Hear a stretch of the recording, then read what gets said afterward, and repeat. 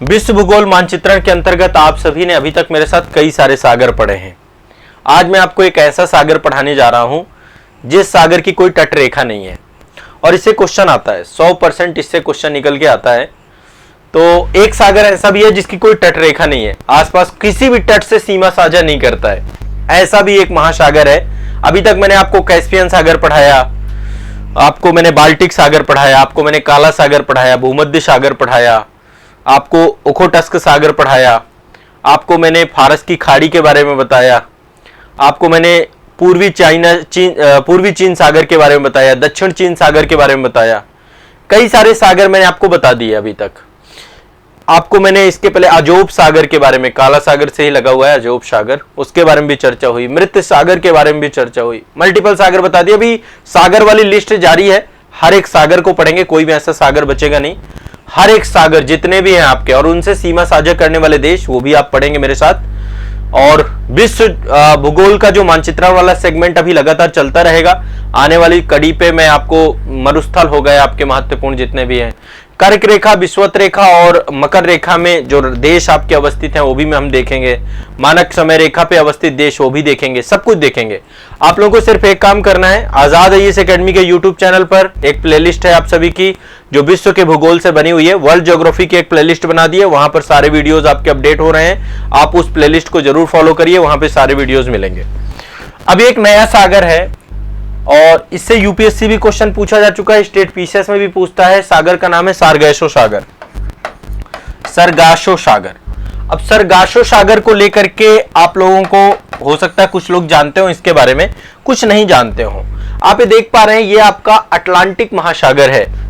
उत्तरी अटलांटिक महासागर में पहली बात ये लोकेटेड है आपका, कहां पे अवस्थित है? उत्तरी अटलांटिक महासागर में। सरगैसो सागर आपका कहां अवस्थित है ये आप देखिए। इसकी कोई तटरेखा नहीं है, यहाँ पे एक विशेष प्रकार की घास पाई जाती है, यहाँ पे विशेष प्रकार के शैवाल पाए जाते हैं। तो पहली बात ये कोई भी तट रेखा नहीं। तो एक क्वेश्चन यदि आपसे पूछता है कि ऐसा कौन सा सागर है जिसकी कोई तट रेखा नहीं है, वो है सारगैसो सागर। ठीक है, यहाँ पे बरमूडा ट्रायंगल है आपका, मैं बरमूडा ट्रायंगल अलग से पढ़ाऊंगा। ठीक है, बरमूडा ट्रायंगल को अलग से पढ़ाऊंगा। यहाँ पे कैरेबियन द्वीप है, यहाँ पे फ्लोरिडा है, यहाँ पे बरमूडा है, ये तीनों को मिला दे तो बरमूडा ट्रायंगल बन जाता है। उसको लेकर हम डिस्कस करेंगे बरमूडा ट्रायंगल क्या है आपका। तो बरमूडा ट्रायंगल भी इसी में अवस्थित है, सारगैसो सागर में ही। ठीक है, बरमूडा ट्रायंगल भी आपका सरगैसो सागर के पास ही अवस्थित है। ठीक है, अब यहाँ पे समझिए इस सागर का निर्माण करता कौन है आपका? इस सागर का निर्माण करती है महासागरीय धाराएं। उत्तरी अटलांटिक महासागर की जो महासागरीय धाराएं हैं उनके द्वारा इसका निर्माण किया जाता है। महासागरीय धाराओं के द्वारा इसका निर्माण किया जाता है। अब आप देखिए कौन कौन सी महासागरीय धारा है जो इसका निर्माण करती है। यदि आप में से कोई बच्चा महासागरीय धारा वाली मेरी क्लास पढ़ा है, मैंने पेड बैच में भी पढ़ाया है आप लोगों को और यूट्यूब पे भी पढ़ाया है, तो यदि आपने महासागरीय धाराओं वाली क्लास पढ़ी है तो 100% आपको सारगैसो सागर के बारे में पता होगा, क्योंकि वहां पे मैंने डिस्कस किया है। अब देखिए इसके पश्चिम में यहाँ पे गल्फ स्ट्रीम है। गल्फ स्ट्रीम ये गर्म महासागरीय जलधारा है, गल्फ स्ट्रीम। आसान भाषा में एक चीज आपको यहाँ पे और समझा देता हूं, जो महासागरीय धाराएं, अब महासागरीय धाराओं की उत्पत्ति क्या होती है, कैसा होता है, महासागरीय धाराओं वाले सेशन में मैंने डिटेल से पढ़ाया है। जो महासागरीय धारा विषुवत रेखा से ध्रुवों की ओर जाती है वो गर्म महासागरीय धारा होती है, और जो महासागरीय धारा ध्रुवों से विषुवत रेखा की ओर आती है वो ठंडी महासागरीय धारा होती है। ठीक है, तो गल्फ स्ट्रीम आपकी विषुवत रेखा से ध्रुवों की ओर जा रही है, सबसे लंबी महासागरीय धाराओं में से एक, प्रमुख महासागरीय धारा में से एक है। तो ये आपकी गर्म महासागरीय जलधारा है। तो एक तो इसके पश्चिम में गल्फ जो है आपका कौन सी है, गल्फ स्ट्रीम है। इसके उत्तर में आप देखेंगे तो उत्तरी अटलांटिक महासागरीय धारा है, उत्तरी अटलांटिक महासागरीय धारा। महासागरीय धारा इसके पूरब में यहां पे जो एक कनारी आइलैंड है, कनारी आइलैंड के पास ही कनारी धारा है जिसको हम कैनरी धारा बोलते हैं। कैनरी आइलैंड है, वहीं उसी के नाम पे पड़ा है कैनरी धारा। तो इसके पूरब में कैनरी धारा है। और यदि हम इसके दक्षिण की बात करें तो इसके दक्षिण में उत्तरी अटलांटिक विषुवतीय धारा है। ये चार धाराएं हैं, उत्तरी अटलांटिक विषुवतीय धारा, उत्तरी अटलांटिक विषुवतीय धारा आपकी नॉर्थ इक्वेटोरियल करंट जो आपकी है, इन्हीं के मध्य आपका अवस्थित है कौन सा? सरागैसो सागर। ठीक है, तो इसको समुद्री धाराओं द्वारा, समुद्री धाराओं के बीच में आपका जो है पूरा का पूरा सागर बनता है। ठीक है, तो पहले तो इसकी आपको समझ लेना है कि कौन कौन सी महासागरीय धारा इसके साथ जुड़ी है। अब इसको थोड़ा सा एक बार समझने का प्रयास करते हैं। यहां पर बहुत सारी जड़ विहीन घास पाई जाती है, यहां पे जड़ विहीन घास पाई जाती है। क्या पाई जाती है? जड़ विहीन घास सरगैसो सागर में। ठीक है, ये एक आश्चर्य की बात है इस सागर में। दूसरा, इसका मतलब होता है सरगैसो सागर का एक शांत क्षेत्र। अटलांटिक महासागर में ये पूरी तरीके से स्थिर पानी है, ये तो गतिशील जल है आपका, जितनी भी महासागरीय धारा है ये गतिशील है एक दिशा में, लेकिन सरगैसो सागर पूरी तरीके से शांत है। ठीक है, अटलांटिक महासागर में यहां पे सर्वाधिक लवणता पाई जाती है, सर्वाधिक लवणता पाई जाती है। और एक चीज और बताइए, नौका गम्य क्षेत्र नहीं है, यहां पे यदि कोई भी जहाज आएगा वो फंस जाएगा। ठीक है, क्योंकि यहाँ पे एक विशेष प्रकार की घास पाई जाती है। ठीक है, इसके अलावा यहाँ का जो वार्षिक तापमान है वो 26 डिग्री सेल्सियस के आसपास पाया जाता है।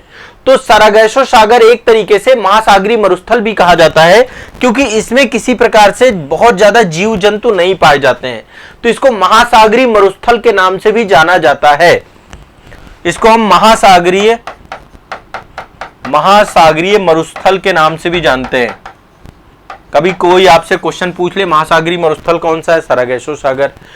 बिना तटरेखा वाला कौन सा है? सरगैसो सागर। इसकी कोई भी तटरेखा नहीं है, यह भी आपको ध्यान में रखना है कि इसकी कोई भी तटरेखा नहीं है, एक शांत सागर है। इसका आकार कैसा है? इसका आकार अंडाकार है, अंडाकार आपका यहां पर अवस्थित है।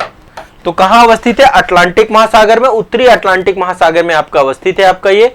और ये क्लॉकवाइज मैंने आपको बताया, पहले तो यहां पे उत्तरी अटलांटिक विषुवतीय महासागरीय धारा, गल्फ स्ट्रीम है आपकी, ऊपर जो है उत्तरी अटलांटिक महासागर है और इधर कनारी धारा है। इन धाराओं के बीच में अवस्थित आपका ये महत्वपूर्ण महासागरीय धारा है। ठीक है, यहाँ पे कुछ प्रजातियां भी पाई जाती हैं, ऐसा नहीं कि पूरी तरीके से कोई प्रजाति यहाँ पे पाई नहीं जाती है। यहाँ पे कई सारी मछलियां पाई जाती हैं, झींगा पाए जाते हैं, केकड़े पाए जाते हैं, कई सारी समुद्री प्रजातियां भी पाई जाती हैं।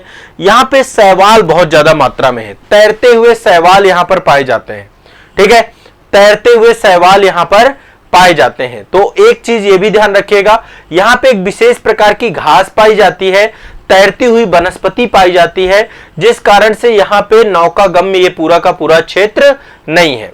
ठीक है, इसी महासागर पे बरमूडा द्वीप भी आपका अवस्थित है, बरमूडा द्वीप, और यहीं से बरमूडा ट्रायंगल का भी एक तरीके से लोकेशन शुरू होता है। तो यहीं से आपका जो है बरमूडा ट्रायंगल भी स्टार्ट होता है। ठीक है, और यहां पर जो है शैवाल पाए जाते हैं, यहाँ पे एक विशेष प्रकार की घास पाई जाती है। इस विशेष प्रकार की घास को जो है हम जो है देखा जाए तो इसको हम सरगैसो के नाम से ही जानते हैं, इस पूरी घास को। इस कारण से जो है इसको सरगैसो सागर भी कहा जाता है। तो ये आपको ध्यान रखना है। ठीक है, तो ये आपका सरगैसो सागर है। कुछ इस तरीके से ये आपका जो है यहाँ पे ये घास देख पा रहे हैं, तैरती हुई घास है, कोई भी इसकी जड़ नहीं होती, जड़ विहीन घास के तौर पे इसको देखा जाता है। तो ये आपका सरगैसो सागर है। बरमूडा ट्रायंगल आप कुछ इस तरीके से देख सकते हैं। यहाँ पे देखिए ये आपका फ्लोरिडा तट है, और यहाँ ऊपर बरमूडा है यहाँ पे, और नीचे प्लूटो रिको है, ये कैरेबियन द्वीप है आपका। तो इन तीनों का जो ट्रायंगल है, ये वाला पूरा लोकेशन, इसको बरमूडा ट्रायंगल कहते हैं। यहाँ पर बहुत सारी विस्मयकारी घटनाएं होती रहती हैं समय समय पे बरमूडा ट्रायंगल पे। इसको लेकर हम अलग से एक सेशन देखेंगे।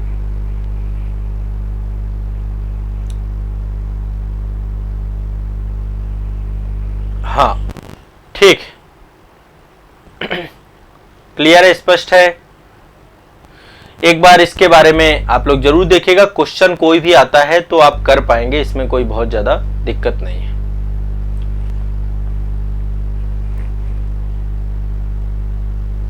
जैविक रेगिस्तान भी इसको कहते हैं, ये भी ध्यान रखिएगा। यहाँ पे जैविक रेगिस्तान या एक मरुस्थल के तौर पे, समुद्री मरुस्थल के तौर पे भी हम इसको एक देखते हैं।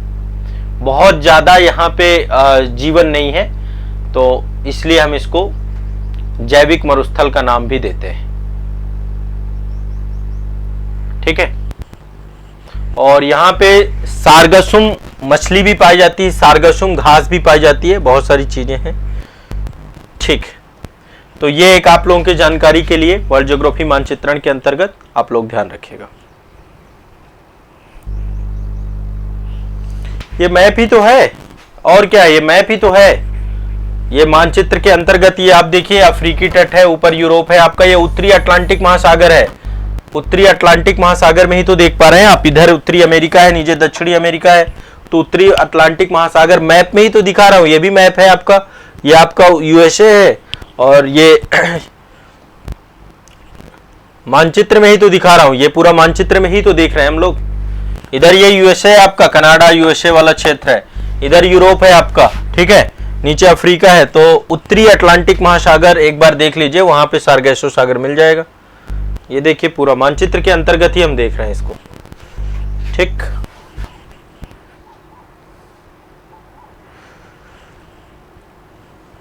ठीक, चलिए अब इसके चारों तरफ क्या है ना, जो करंट है, महासागरीय धाराएं हैं, वो बहुत तेजी से गतिशील हैं, और बहुत तेजी से गतिशील होने के कारण से जो इसका मध्य भाग है वो पूरी तरीके से शांत है, ठीक है। चारों तरफ इसके बहुत तीव्र गति से जो है महासागरीय धाराओं का चक्रण है, तो बीच का जो इसका पानी है, जल है, वो पूरी तरीके से शांत है, और इसलिए सार्गेसो सागर में किसी तरीके की कोई भी हलचल नहीं होती है, ठीक है। शांत जल के तौर पे भी इसको हम परिभाषित करते हैं, ठीक।